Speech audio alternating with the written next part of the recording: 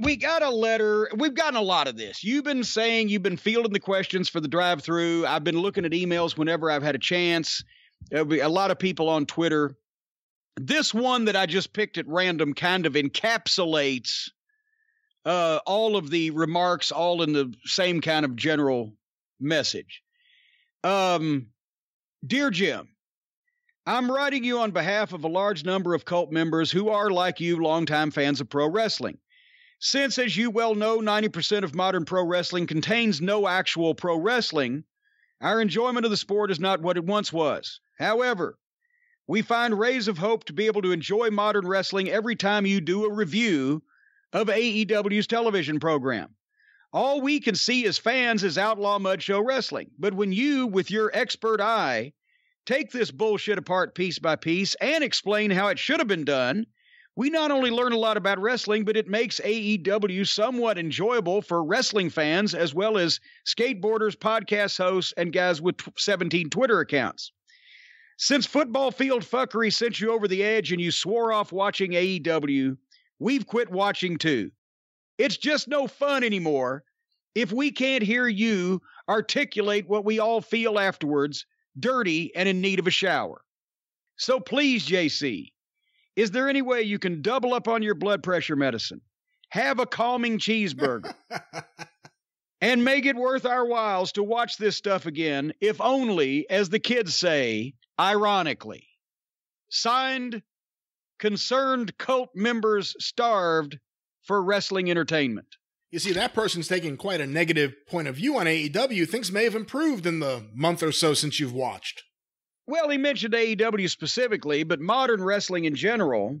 We did the NXT and AEW experiment before, and things may have changed. We came away with the idea that while AEW is the only program where you ever actually expect that you might see something that hasn't been overproduced and overscripted to the point of minutia because somebody's going to fuck something up and make something entertaining whether they mean to or not on that program, NXT is the more professional program with the better looking athletes and more serious, although unfortunately a lot of it looks similar, whereas AEW is all over the page from the penthouse to the outhouse.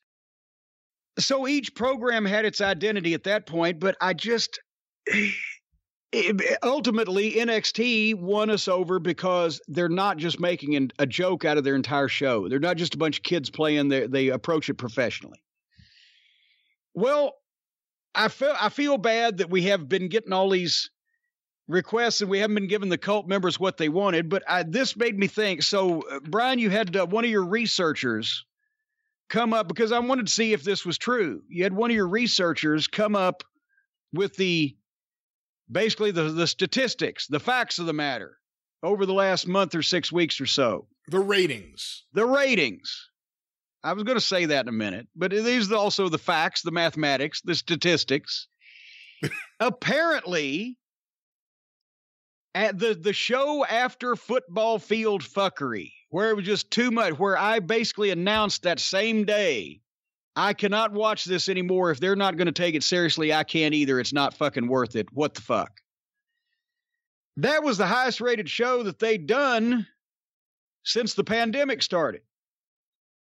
And in the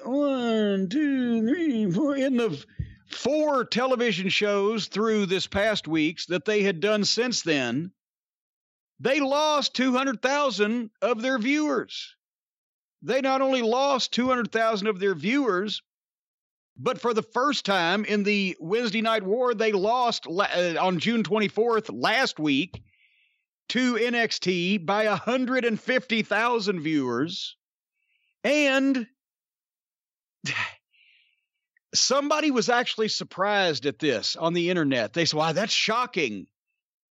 Not to me. This is as shocking as the sun coming up tomorrow.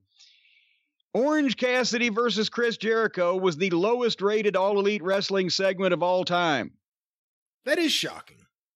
How is that shocking? Because one of the excuses, one of the reasons that people give for Orange Cassidy's continued presence on that show is that he actually does produce ratings. He actually does sell merch. Chris Jericho, obviously has been a ratings mover, been one of the biggest stars on that show, if not the single biggest star on that show. It is shocking that an angle with those two would be the record low. I'm shocked by that. You would think it would be one of these women's matches or... Wait a minute, was it an angle or was it a match? It was an angle, I believe. Was it an angle? I don't think it was a match. I didn't watch it. Now so you're making I don't me question. Well, I thought that it was a match, but nevertheless, Orange Cassidy and Chris Jericho, here's the problem. Yes, maybe some people like My Little Dog Pockets, and he's funny in the segment, like the cheetah segment of the Tarzan movie. The cute little chimpanzee gets to fucking mug for the camera and do a few flips in a part of the movie where we're switching and we're transitioning from one serious scene to another, and we need to lighten things up a little bit. But if suddenly Cheetah came to the goddamn rescue of Tarzan and saved Tarzan from the fucking natives in the finish of the movie, people would be bullshit. You can't put the fucking joke on against the star in the main event position and expect people who, even if they're in on the joke, to go, oh, that's going to be so... He's a ratings draw if you can justify that for people who like the comedy bullshit in the middle. And that's most of AEW's audience. Apparently they started with 800,000. They're down to about 600,000. We took about 200,000. So apparently 200,000 of these fans that were watching the show are Cult of Cornette members that were watching it along with the review so they could enjoy it some way by getting the piss taken out of it. And the other 600,000 that have stayed actually like to see goofy fucking wrestling. So we have about, 30% of their audience? 25%. Well, we don't know if everyone who has stopped watching is a member of the Cult of Cornette. Well, no, that's because we do more than 200,000 viewers for each one of these, or listeners for each one of these podcasts. Well, more than that, yeah. Well, more than that. So we're not sure that all of our listeners have quit watching their show, and we're not sure that all of the people who watch their show have ever quit listening to us. But they don't hear us. They don't get it, or they'd be smarter. But anyway, the point is, I swore them off for 6 weeks. They lost 200,000 of their viewers. We've had people asking us to start reviewing this again because at least that way they can enjoy it. They also have the big doubleheader Wednesday Night War Great American Bash versus Fyter Fest. That name will go down in infamy as a badass wrestling name, Fyter Fest. 2 weeks in a row on each of the programs, they're going to be head-to-head, dueling it out, engaging in war.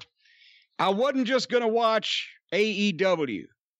If I was going to do this, I was going to jump in with both feet and once again compare the two programs and see who did what to who.